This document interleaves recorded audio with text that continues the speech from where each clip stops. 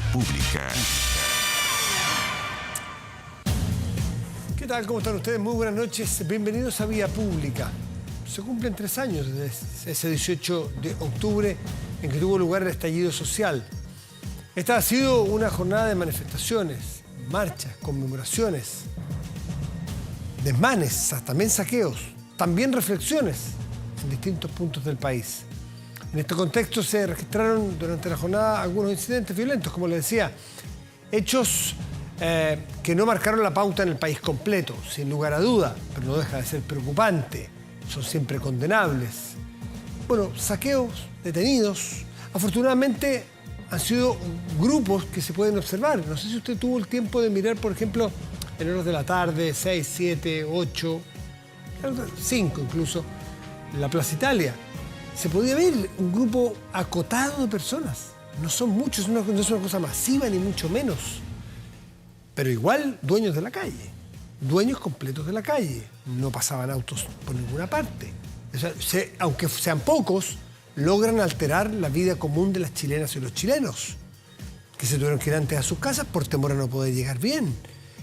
Bueno, desde el gobierno condenaron el actuar de ese grupo o de esas personas y destacaron el funcionamiento de las medidas de contingencia, principalmente las que tienen que ver con el libre desplazamiento de las personas desde y hacia sus trabajos.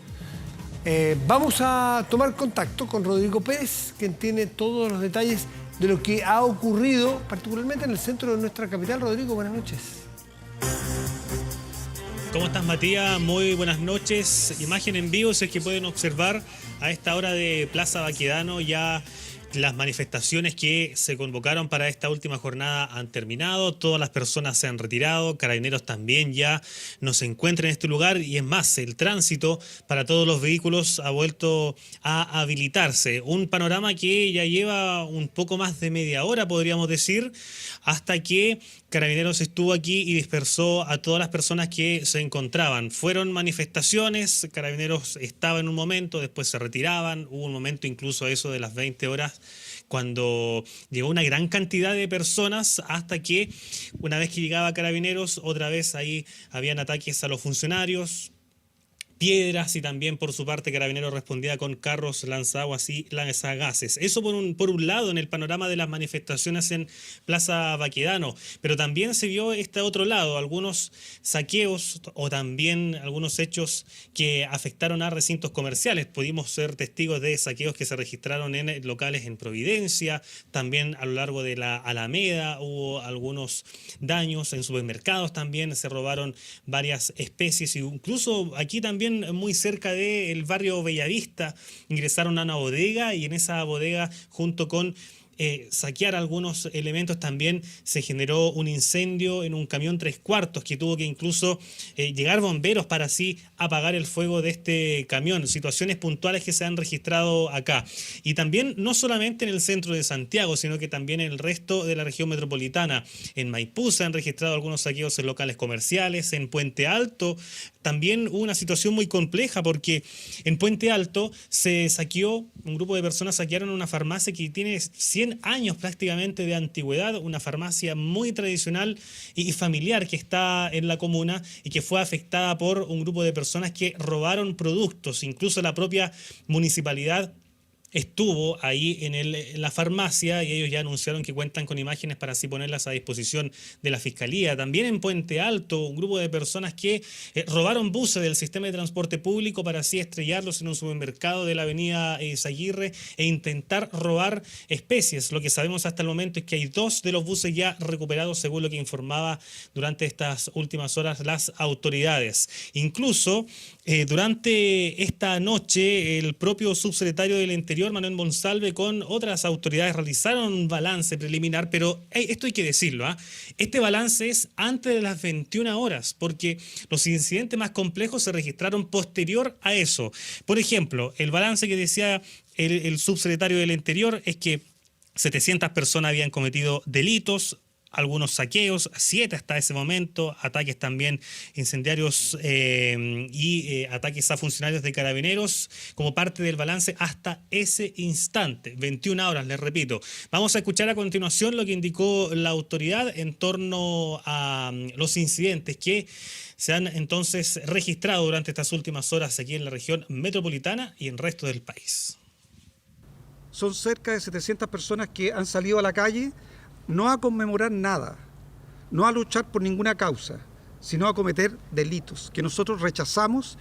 Tenemos un recuento de 18 focos de desorden y alteraciones del orden público, sumando 11 regiones más la región metropolitana.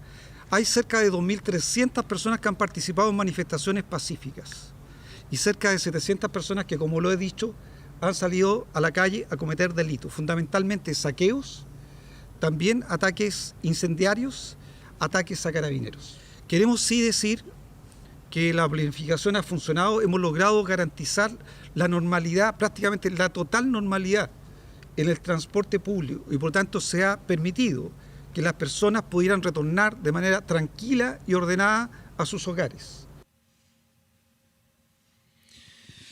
Ahí escuchaban al subsecretario del Interior, Manuel Monsalve. Muy importante también lo que decía la autoridad, porque el sistema de transporte público, bueno, hubo desvíos, sobre todo en cercanía de Plaza Baquedano, algunas estaciones de metro como Baquedano, Universidad Católica y también Santa Lucía en algunos momentos estuvieron cerradas, pero en general no hubo mayores problemas, salvo por ejemplo la Estación Protectora de la Infancia en la Florida, que estuvo cerrada por algunos minutos, pero el metro estuvo habilitada con la gran mayoría de las estaciones. A esta hora entonces, si podemos retomar otra vez a la imagen de la Plaza Baquedano, las manifestaciones han terminado, los vehículos están transitando, vamos a estar muy pendientes al panorama en el resto de las otras comunas de la capital y también en el país. Bien, Rodrigo Pérez, muchísimas gracias por ese informe. Informe que nos da pie para la conversación que tendremos ahora. Nos acompaña Gloria de la Fuente, académica de la Escuela de Gobierno de la Universidad Católica. Gloria, ¿cómo estás? Buenas noches. Hola Matías, buenas noches a Rodrigo también, como todos los martes. Así es, Rodrigo Arellano, vicedecano de la Facultad de Gobierno de la UDD, está con nosotros también. Buenas noches, Rodrigo. ¿Qué tal, Matías? Encantado como siempre. Hola, Gloria. Hola, ¿qué tal? El presidente de la República hizo un punto de prensa, hizo una locución esta mañana, donde hizo su propia reflexión de estos 3 años del 18 de octubre. Él fue muy protagonista ese 18 de octubre, el entonces diputado, y después lo que vino, incluso hasta el acuerdo de noviembre. ¿Cómo vieron ustedes la reflexión del presidente, Rodrigo?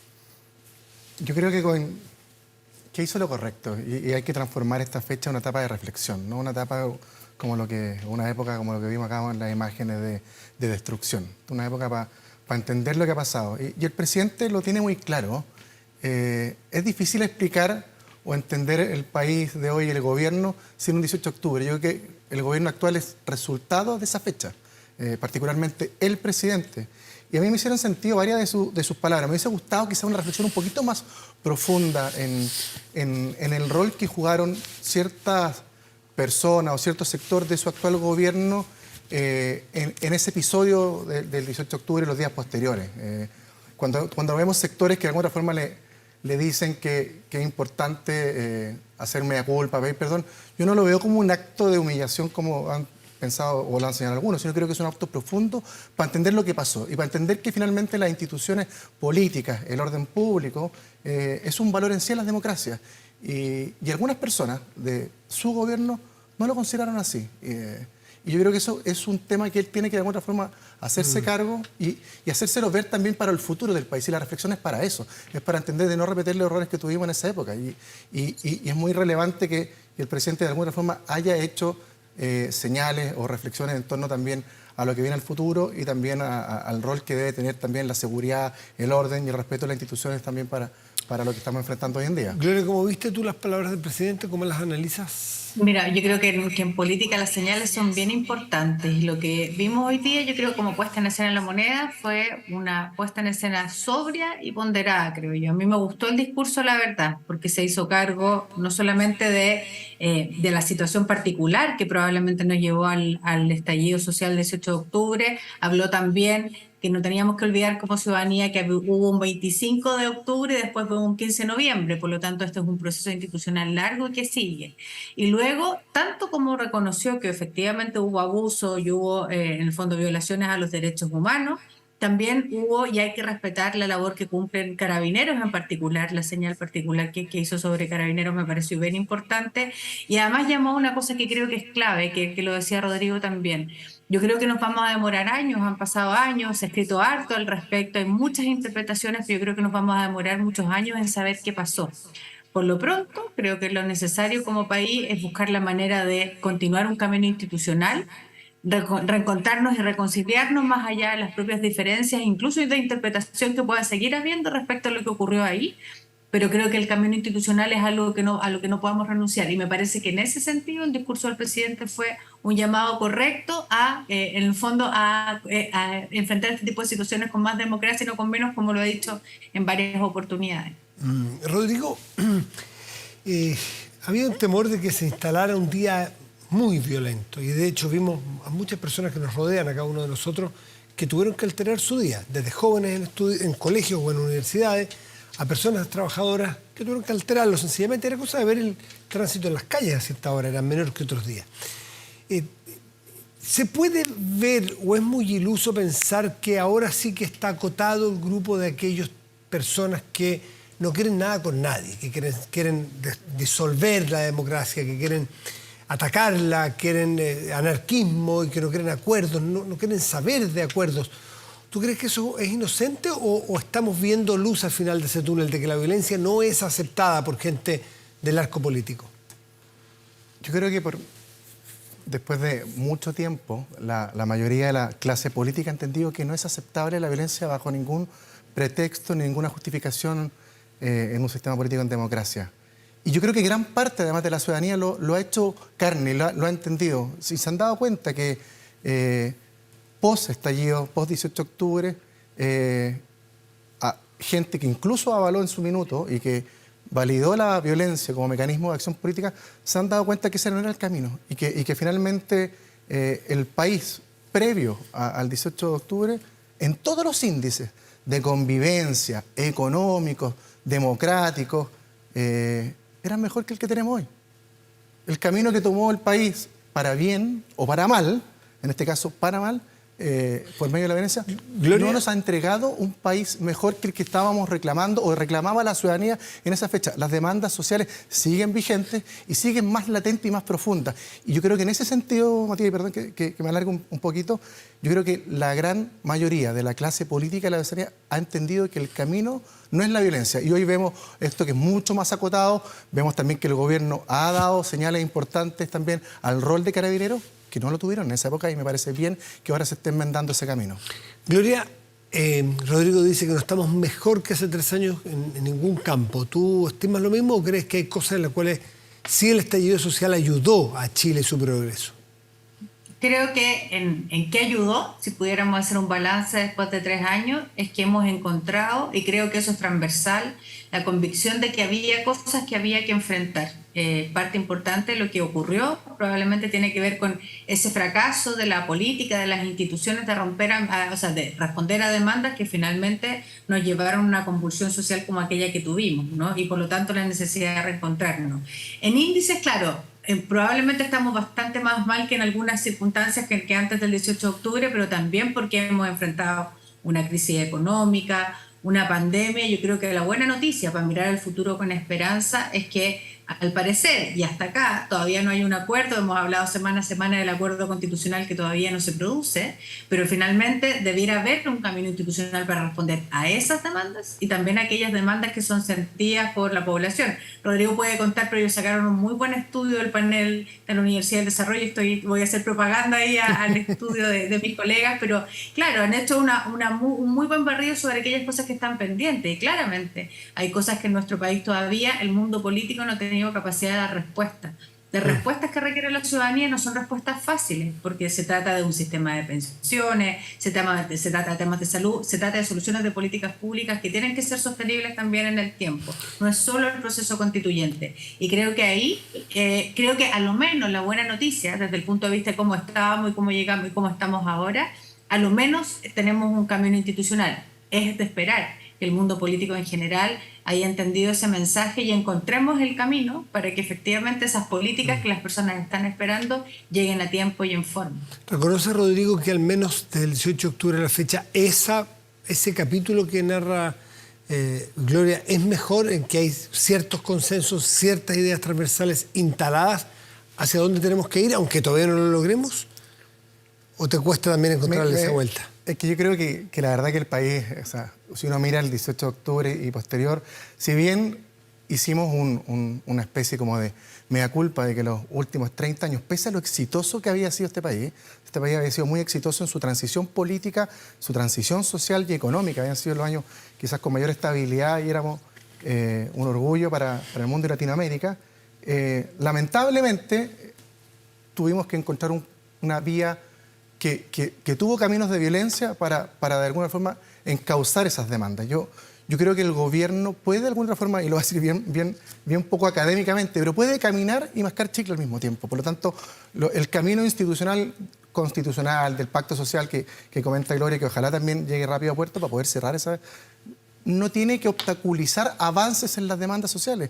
La reforma a las pensiones puede avanzar sin necesidad de tener esperar el final del proceso constitucional. Una reforma laboral puede avanzar sin tener que esperar una reforma a la salud, una reforma a la educación. Son temas que, si bien surgieron en las demandas, no han logrado ser encauzadas y ser solucionadas. Entonces, a mí me preocupa de alguna otra forma que estemos expectantes y todavía mirando el final del proceso constitucional, cuando esas demandas se puedan solucionar por otras vías. Y creo que ese tema hay que asumirlo rápidamente. Gloria, hay algunos en la centroizquierda particularmente que han dicho que ojo con engolosinarse, bueno, con el triunfo del 4 de septiembre y con pensar que aquí no ha pasado nada y que hay un grupo muy conservador que quiere mantener todo tal cual está. ¿Tú ves grupos que sean significativos, que efectivamente crean o que estén empujando y que haya agua en esa piscina como para que hagamos vista gorda de todo lo que ha pasado estos 3 años y que no se haga ningún cambio, ninguna reforma, o esos son grupos chiquititos y aislados? Bueno, con excepción de aquellos grupos que de hecho salieron de la discusión constitucional, estoy pensando en el Partido Republicano que se negó a estar en esa conversación y que optan por el camino de las reformas. Yo creo que en general el mundo político, a lo menos desde el punto de vista de su actitud y desde las negociaciones que han tenido una gran disposición a tener que empujar el camino y empujar en el fondo estos cambios institucionales. Sí creo que faltan 2 cosas probablemente. La primera es que desde el punto de vista constitucional no se juegue con las interpretaciones respecto al 18 de octubre, porque hubo muchos hechos después de eso, ¿no? No solamente el 18 de octubre, el 25 de octubre, el 15 de noviembre, tuvimos un plebiscito de entrada que tuvo un resultado contundente a favor de un cambio constitucional. Entonces creo que jugar con una especie de diagnóstico que probablemente no va a ser compartido enreda la conversación. Yo creo que más bien es el camino institucional hacia adelante que hay que favorecer.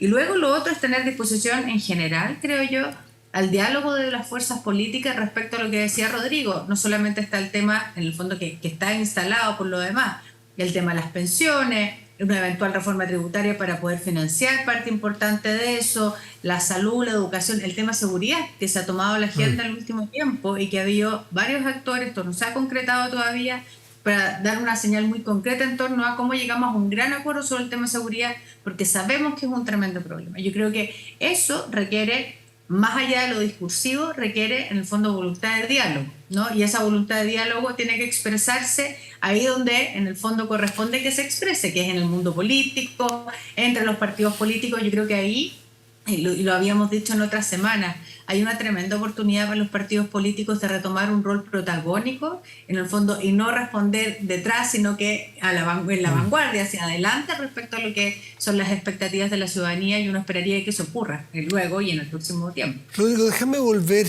del análisis que está tomando una profundidad interesante y mirada más global a lo de hoy, porque este es el día también de analizar cómo viste el manejo de la crisis supuesta que iba a haber de este gobierno con la seguridad. ¿Cómo fue el control de la seguridad? Si viste acción decidida, tú que eres más bien oposición, o un análisis desde la mirada opositora. Más crítica. Crítica. Vienes de ese mundo, no hay ni un misterio y no hay ni un problema. ¿Lo viste con complejo o lo viste bien parado en sus necesidades y en sus obligaciones? Yo, fíjate, Matías, creo que la incorporación de Carolina Toá al gobierno ha dado un giro importante en el tema de dar certezas de seguridad. Creo que hay una diferencia entre el gobierno previo al 4 de septiembre y el posterior. Yo veía antes del 4 de septiembre al subsecretario Monsalve, que lo vimos esta noche, que tenía un rol protagónico muy relevante, muy aislado y con una poca comunicación con lo que significaba tener vínculos con las fuerzas de orden y además con el corazón político de la moneda. Y creo que la incorporación de Carolina Toá ha entregado certezas en ese tema y ha puesto la seguridad. Y así lo ha entendido el gobierno como un tema relevante. Creo que las últimas semanas, sin duda, han sido muy importantes en ello. Hemos visto también un cambio de actitud, de diálogo, de forma de decir las cosas. Incluso el presidente, que en un comienzo decía que no había que haber frases grandilocuentes, pero hoy lo hemos visto incluso hablar de que a la delincuentes hay que tratarlos como perros, los inmigrantes ilegales hay que expulsarlos. Entonces, creo que ha logrado, en cierta forma, entender cuál es la señal o los requerimientos de la ciudadanía. Y hoy estuvo a la altura de las circunstancias. Viendo lo que hemos visto en las noticias, yo creo que hoy pasó la prueba. Hoy era un día bien relevante, porque si hubiésemos tenido un 18 de octubre más complejo de lo que vimos hoy, yo creo que el día de mañana hubiese sido un poquito más amargo y con una señal política bien distinta, fíjate. Gloria, sí. Porque además, no lo hemos comentado, pero era una prueba de fuego. Hoy era el primer aniversario del 18 de octubre sin pandemia. Entonces, donde estábamos, había mucha más libertad de lo que estábamos acostumbrados el otro año. Entonces, era una prueba de fuego y yo creo que en eso la gestión del gobierno con Carabineros, la preparación de alguna forma pudo contener. Hay casos puntuales que vimos que hay que lamentarlo y solidaridad para aquellas familias y aquellos empresarios o pymes que hubieran destruido su trabajo. Pero al parecer la política y el acuerdo logró de alguna forma... ¿Cómo viste tú, Gloria, enfrentando este día difícil al gobierno? Bien, primero por la sobriedad del discurso del presidente en la mañana, que creo que fue una buena puesta en escena. Se podría haber hecho una especie de conmemoración y había sectores que esperaban que hubiese una conmemoración y como una especie casi de celebración de lo que había ocurrido. Yo creo que la puesta en escena fue muy correcta, muy buena, muy ponderada. Y luego yo creo que la actuación del gobierno durante todo el día respecto al control del orden público fue también la adecuada. Hubo hechos en el fondo que fueron lamentables. Veíamos antes de partir esta conversación el balance que hacía el propio subsecretario del Interior. Yo creo que el Ministerio del Interior está teniendo un rol muy clave en esto para dar señales de orden respecto a la prioridad que tiene este tema, pero además con medidas muy concretas. Yo creo que esto es importante para lograr aislar además aquello que hay que aislar permanentemente, que son aquellas personas que en el desorden público solo buscan generar actos de delincuencia y no una manifestación natural y razonable, que por lo demás es un derecho constitucional en cualquier democracia del mundo, pero una manifestación no es igual a un hecho de violencia, no es igual a la delincuencia. Yo creo que es importante y en eso todos hemos aprendido, creo, también. Corremos el cerco sin darnos cuenta a que violencia es solamente una molotov o solamente destruir, y violencia no es impedir el paso de un punto neurálgico como es Plaza Italia en nuestra ciudad. Me refiero a que si, por ejemplo, en algún momento se habló de copamiento, que era muy cuestionable, ¿por qué permitir que de 5 a 8, por ponerle un horario extendido, ese punto fuese secuestrado por un grupo de personas y no por el resto de la ciudadanía que tenía que pasar por allí? Hubo que cortar algunas líneas, algunas estaciones, o cerrar algunas estaciones de metro. ¿Se puede catalogar eso de un éxito? Yo creo que es un éxito en la medida que hemos ido avanzando en la interpretación que tiene la sociedad respecto a eso. De hecho, yo creo que la ciudadanía hoy es perfectamente capaz de distinguir y condenar hechos delincuenciales de aquellas cosas que tienen que ver con manifestaciones en lo público, ¿no? Y yo creo que eso está claramente establecido hoy en día. De hecho, el gobierno ha sido muy claro en ese discurso y me parece que hemos avanzado, porque hemos visto hoy día, además, que los hechos han sido más aislados y no ha sido una situación a nivel nacional. Entonces, me parece que en la medida que entendamos aquello, que tengamos un respeto por el orden público, que el Estado de Derecho suponga, por una parte, orden público y por supuesto la actuación de la policía, y por otro lado también respeto a los derechos de las personas, derechos fundamentales, el derecho a la manifestación, me parece que avanzamos como país, y en ese sentido creo que es buena la noticia de lo que hemos visto hoy día, y ojalá los futuros 18 de octubre sean más bien un día de conmemoración y tengamos que más adelante celebrar que se abrió un camino institucional en algún minuto para poder finalmente lograr aquello que las personas anhelan, ¿no? Que es respuesta del mundo político, respuesta de las instituciones, respuesta del sistema democrático a sus demandas. Rodrigo, sobre la posibilidad de haber dado una señal potente de Plaza Italia o Baquedano de que no podía quedar a expensas de lo que quisieran hacer los manifestantes, hicieran lo que hicieran. En general, que la ciudad tiene que lograr cierto grado de normalidad y permitir el libre flujo, que también es un derecho de las personas. ¿O ya eso los entregó? No, yo creo que la sociedad ya al final el país se cansó, fíjate, Matías. Alusión a lo que comentaba Gloria, el estudio que nosotros hicimos, fíjate que después del 18 de octubre había gran parte de la ciudadanía, sobre todo los jóvenes, que estimaban que era razonable manifestaciones violentas para lograr objetivos políticos. Y eso ha ido cambiando. Va de la mano también de un cansancio, también de que ciertas autoridades también se fueron moderando. Recordemos que la actual ministra vocera de gobierno justificaba el que no baila paz en su minuto. Hoy le ha tocado un rol distinto. Entonces, ver que personas que en su minuto, de alguna forma, justificaban ciertos hechos de violencia, no estoy diciendo la quema, pero ciertos hechos de violencia, hoy tienen un rol diferente. Y yo creo que esa fuerza política, esa, de alguna forma, consenso que existe en que la violencia nunca va a ser un camino en democracia para justificar objetivos, de alguna forma ha logrado permear en la sociedad. Y hoy vemos un cansancio y una sociedad que de alguna forma ha aislado a los violentos y no valida la forma política o los mecanismos para poder lograr objetivos. ¿Y cómo incluir a los sectores? Gloria mencionó ahí al pasar algunos grupos, algunos sectores que se están bajando de los acuerdos y que no quieren participar. ¿Es completo un acuerdo o un avance sin todos los grupos que tengan al menos representación parlamentaria? Yo creo que al final, Matías, yo creo que el sentido común va a primar en esos grupos. Lo vivimos en la convención número 1. Recordemos que el acuerdo, a raíz también del 18 de octubre, el acuerdo del 15 de noviembre tuvo un grupo importante que no estuvo en la mesa. El Partido Comunista no se sumó a esa negociación. Parte importante del Frente Amplio no se subió a esa negociación, pero sí tuvieron un rol importante después y de hecho dirigieron parte razonable de la discusión constitucional. Yo espero que aquellas personas que hoy se están bajando de la mesa de negociación, no fueron parte, entiendan que ese es un buen camino para de alguna forma cerrar este capítulo y posteriormente puedan hacer una incorporación. Yo creo que esta etapa de discusión probablemente nos vamos a ver fuera, pero espero que, al igual como lo vimos en la convención número 1, puedan sumarse a una discusión que debe ser transversal de toda la clase política. Y por último, Gloria, ¿tú también piensas que al final terminarán subiéndose todos los partidos, al menos con representación parlamentaria?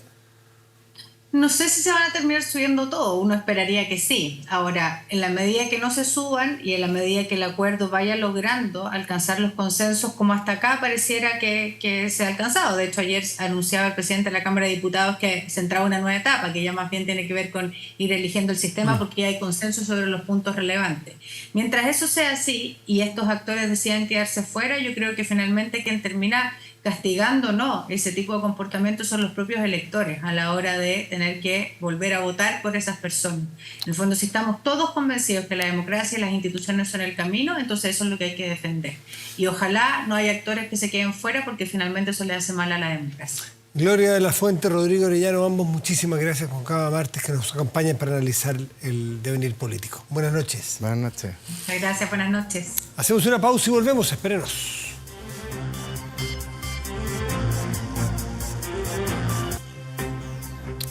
Protéjase de la delincuencia con Tepillé, vigilancia en tiempo real de cámaras de seguridad con audio disuasivo para su empresa. Alarmas Tepillé con cámaras conectadas a su smartphone y botón de emergencia móvil para su hogar. No sea usted la próxima víctima y contrátelos en tepillé.cl. Hay un estudio hecho por Clapes UC que señala que, como está planteada la idea de la reforma previsional, aunque todavía no se ha presentado, pero ya conocemos ideas matrices, ejes por ejemplo, que pasamos del 10% de cotización a 16%, ¿cierto? Que el empleador pone un 6 extra, de manera escalonada, no al día siguiente, de que se apruebe. Que si eso va como estaba planificado o planteado originalmente por el gobierno, que insisto, todavía falta incluso discusión preparlamentaria o negociaciones, si va todo a un fondo común, según Clapes, podría tener un efecto muy duro al empleo.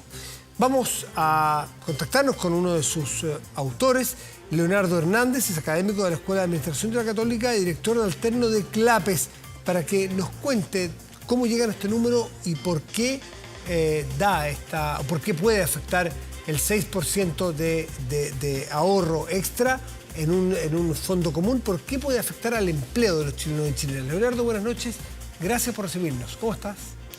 Buenas noches, Matías. Muchas gracias a ustedes por la invitación. Bueno, ¿por dónde está el vínculo directo?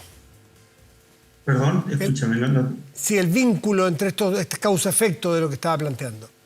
Sí, mira, lo que ocurre es lo siguiente. Como está planteada la propuesta del gobierno, que es subir la cotización en 6 puntos porcentuales, pero esto no beneficia directamente al trabajador que está aportando. Porque vamos, lo paga el empleador, pero al final, ¿cierto?, la incidencia puede ser en el trabajador. Si esto no beneficia directamente al trabajador, entonces pasa a ser un impuesto. Es un impuesto al trabajo. Como cualquier impuesto, ¿no es cierto? Yo obligo a alguien a pagar una cierta cantidad, pero no se beneficia directamente de ese aporte. Entonces, el ejercicio que hacemos es, bueno, si hay un impuesto del 6%, porque va a subir mi cotización, pero no me beneficia a mí directamente, sino que va a un fondo de reparto, entonces va a tener un impacto en el empleo.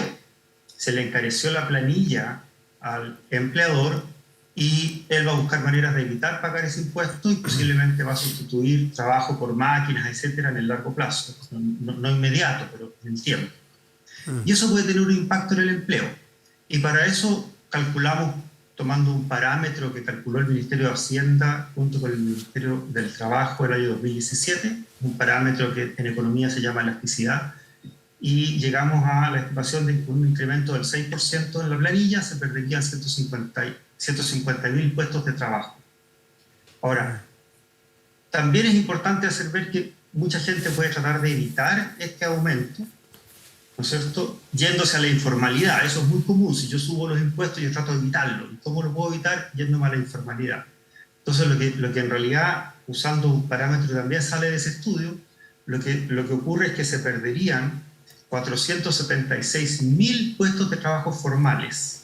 De esos pasan a la informalidad del orden de 326.000, por lo tanto se pierden en el neto 150.000 puestos de trabajo. Explíqueme, Leonardo, el tema de la informalidad, porque, a ver, voy a poner el caso. Una persona está empleada hoy con este 10%. El empleador tiene que agregar 6% más, ¿no es cierto?, a este fondo común, a nombre de él, por así decirlo. Pero ya que tengo a este señor, y entonces yo deposito en el fondo común 6% más. ¿Por qué incentivaría a este empleador a irse a decirle a su empleador, ¿sabe qué? A mí no me pague formal, págueme en negro, o yo me voy a ir al mercado informal? Si el aporte lo hace el empleador, ¿por qué se beneficiaría el empleado de ir a buscar informalidad? Porque al empleador se le encareció la planilla, le subió la planilla en 6%. ¿Qué va a hacer el empleador? Va a decir, bueno, yo voy a empezar a reemplazar trabajadores por máquinas. ¿Qué hace el empleado? Sí, dice, mire, eso no voy a perder mi trabajo, sabe que me voy a la informalidad. Eso es lo que pasa, ¿no es cierto? No es que va a elegir, perdón, Leonardo, no es que va a elegir la informalidad para evitar un impuesto, es que va a perder un empleo y va a tener que buscar obligadamente. Ya, por eso preguntaba yo, no entendía cuál era el incentivo a buscar informalidad. No, se va a generar más informalidad. Nadie quiere estar informal, pero mucha gente trabaja informal porque el costo de formalizarse es muy alto. No, alguien puede querer estar informal si es que eventualmente puede alguien conseguir que le paguen el completo, en vez de que se lo impongan, se lo paguen a él, si algún empleador quisiera hacer esa trampa, pero sabemos que eso tiene costos y eso está penado, digamos, ¿cierto? El trabajo negro. Claro, o sea, está bien, o sea, tú lo presentas de otra manera, ¿no es cierto? Es decir, me voy a dar en negro, o sea, me pagan lo mismo, pero entra todo en mi bolsillo y no pago cotización, no pago impuestos, etc. Esa es otra manera de mirarlo. Al empleador le cuesta lo mismo, pero se beneficia al trabajador. Ahora, entiendo que en el informe que ustedes hacen en el estudio hay una relación lineal, completa, directa, de si del 6% extra, en vez de que vaya completo este fondo común, va a la mitad, afecta directamente proporcional al efecto empleo. Es decir, si con el 6 era 150, con el 3 son 75.000 empleos los que se afectarían. ¿Es así, linealmente? Es una aproximación, ¿eh? Son órdenes de magnitud. Sí, se entiende que no es exacto. Y lo que pasa es que el supuesto que hacemos es, bueno, si del 6% la mitad va a mi cuenta de capitalización individual, yo me beneficio de eso. Entonces, para mí ya deja de ser un impuesto, porque me están pagando un sueldo más alto, pero en el largo plazo lo voy a ver en una mejor pensión a largo plazo. Entonces yo estoy dispuesto a mantener mis condiciones laborales y que mi empleador me pague un 3%, pero va en beneficio directo mío. Entonces no es un impuesto. ¿Qué otros efectos han visto ustedes en las ideas ya conocidas de la reforma previsional, aunque no se haya presentado formalmente el proyecto, ni sepamos los detalles, que entiendo se están conversando y viendo?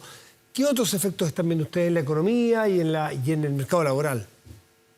Mira, conversábamos, ¿no es cierto?, de los posibles impactos en el mercado laboral, de la mayor informalidad y pérdidas de puestos de trabajo. Hay otro problema que a mí me preocupa, que es lo siguiente. Nosotros tenemos, todos sabemos, bajas pensiones, ¿no es cierto? Y esas bajas pensiones tienen muchas razones. Las dos principales son que estamos ahorrando muy poco, se ahorra un 10%, y ya hace tiempo sabemos que ese 10% es insuficiente para las expectativas de vida que tienen las personas post-retiro. Nosotros seguimos retirándonos a los 65 años los hombres, 60 las mujeres, pero las expectativas de vida post-retiro han aumentado. Han aumentado 10 años para las mujeres y 8 años para los hombres desde el año 81 a la fecha. Entonces seguir ahorrando 10% es muy poco. Entonces tenemos que subir la tasa de cotización solamente por ese efecto, porque estamos viviendo más. ¿Okay? De hecho, en la OECD la tasa es de 18,4%. Esa es una parte. Es bastante más, ¿no es cierto? La otra parte es que tenemos un problema que es muy baja densidad de cotizaciones. Vale decir, las personas jubilan y llegan a la edad de jubilación y en promedio han jubilado el 50% del tiempo, más o menos, con varianza. Las mujeres tienen aún más baja densidad de cotizaciones que los hombres, en fin.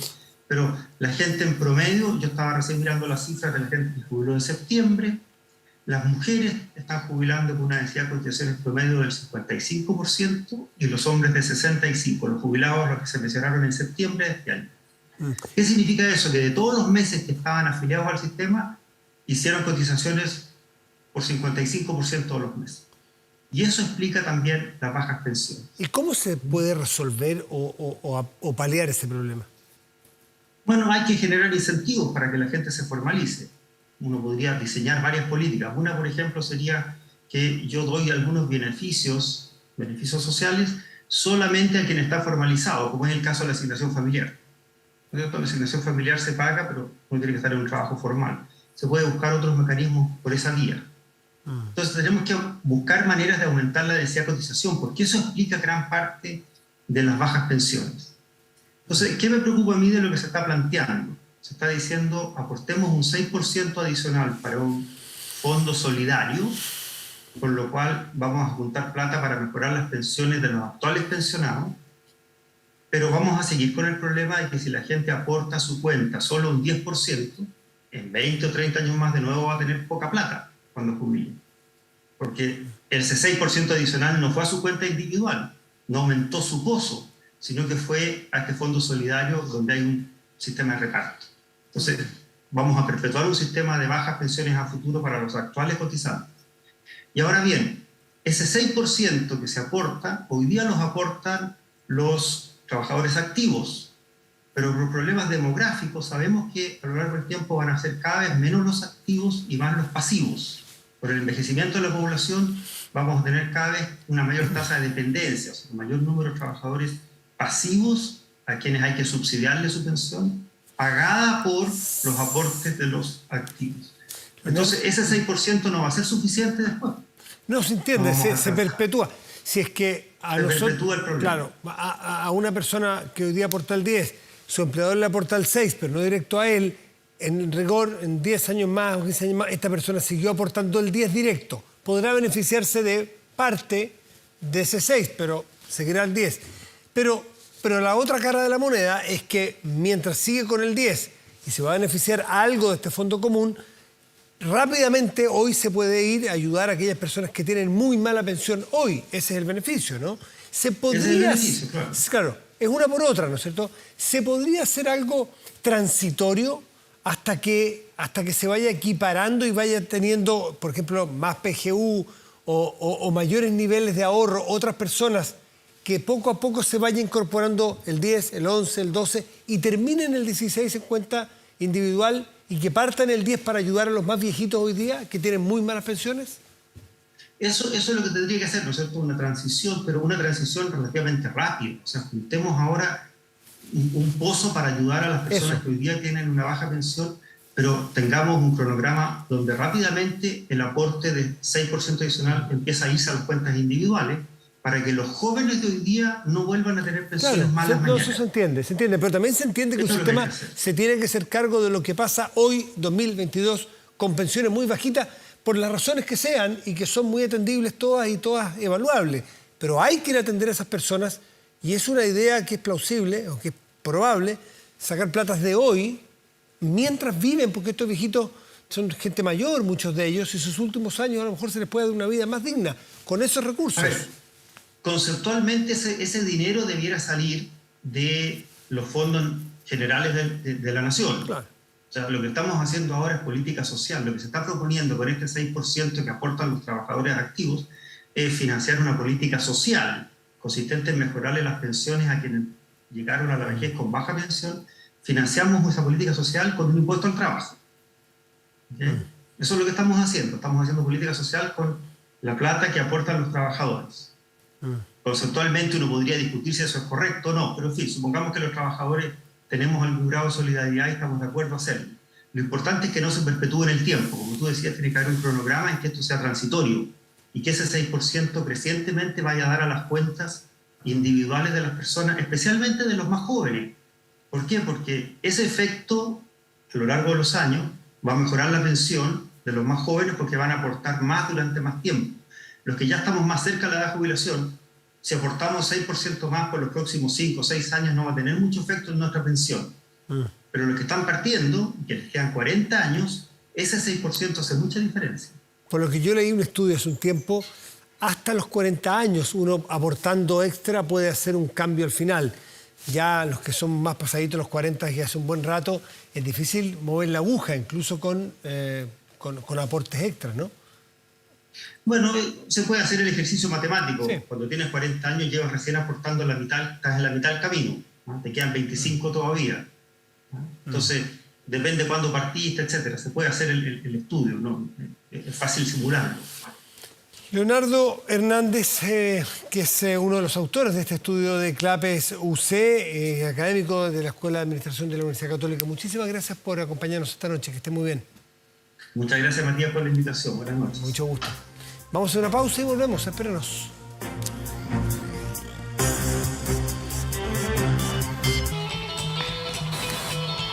Estamos de vuelta en vía pública. De inmediato revisamos nuestro portal de contenidos en noticias24horas.cl, que en este momento destaca lo siguiente. Veámoslo allí. Comisión de Constitución del Senado aprueba restituir el voto obligatorio en Chile.